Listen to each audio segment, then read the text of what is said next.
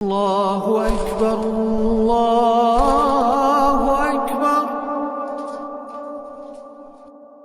محمد علی تیزی سے بھاگتا ہوا مسجد کی اور لوٹ رہا ہے۔ وہ کام بے حد ضروری تھا۔ مولانا صاحب نے خود اسے سونپا تھا۔ وقت لگ گیا لیکن دل میں ایک ہی خواہش تھی، نماز شروع ہونے سے پہلے پہنچ جائے تاکہ مولانا کی نظر سے نہ چھوٹے۔ جیسے ہی وہ مسجد کے پرانے دروازے کے بھیتر داخل ہوتا ہے، اس کی سانسیں تیز ہیں لیکن چہرہ ہلکا سا سکون لیے ہوئے۔ اندر مولانا صاحب خاموشی سے کھڑے ہیں، لمبی سفید داڑھی، روشن چہرہ اور آنکھوں میں گہرائی بھری مسکان۔ مولانا صاحب مسکراتے ہیں، سامنے کھڑے علی کی اور دیکھتے ہیں اور نرم لہجے میں کہتے ہیں، مجھے پتا تھا علی، کچھ بھی ہو جائے تم سمے سے پہنچ ہی جاؤ گے۔ علی وہ جواب دیتا ہے، آپ کا دیا ہوا کام کرتے کرتے تھوڑا وقت لگ گیا مولانا صاحب۔ مولانا صاحب ہنستے ہیں اور پیار سے علی کے کندھے پر ہاتھ رکھتے ہیں۔ وقت پر سچائی کو سمجھنا بہت ضروری ہوتا ہے علی۔ علی تھوڑا رکتا ہے، اس کے چہرے پر سوال ابھرتا ہے، کون سی سچائی مولانا صاحب؟ مولانا صاحب اب سنجیدہ ہو جاتے ہیں، ان کی آنکھوں میں کوئی گہرا راز چمکتا ہے۔ دھیرے سے کہتے ہیں، آؤ تمہیں کچھ ایسا بتاؤں جس سے تم اور یہ دنیا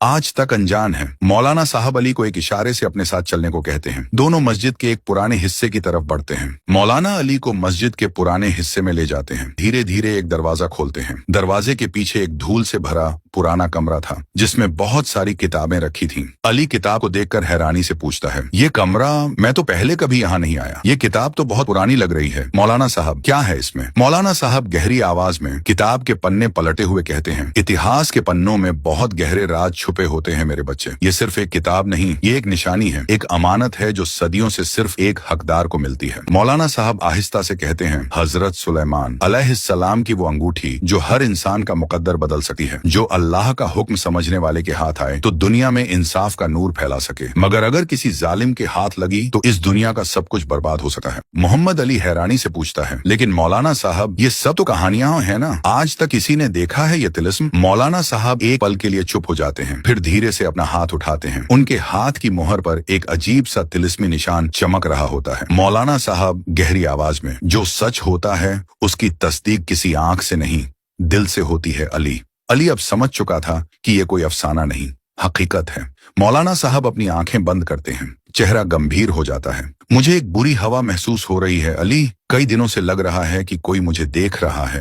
علی تھوڑا پریشان ہو کر پوچھتا ہے، آپ کہنا کیا چاہتے ہیں مولانا صاحب؟ مولانا صاحب ایک گہری سانس لیتے ہیں، جیسے کوئی بڑا فیصلہ لے رہے ہوں۔ میں نے جو پیغام دینے کہا تھا وہ تم دے آئے؟ علی جواب دیتا ہے، ہاں میں نے دے دیا، لیکن حافظ جی کہیں باہر گئے تھے تو وہ پیغام میں نے ان کے بیٹے کو دے دیا۔ مولانا صاحب دھیمے سور میں کہتے ہیں، فضاؤں کا رنگ بدل رہا ہے علی، کہیں سے برا سایہ آ رہا ہے۔ میرے بچے، ایک بات یاد رکھنا، دل میں ایمان زندہ رہا تو ہر بری مصیبت ٹل جائے گی۔ علی پریشان ہو جاتا ہے، مجھے کچھ سمجھ نہیں آ رہا، آپ جو کہہ رہے ہیں؟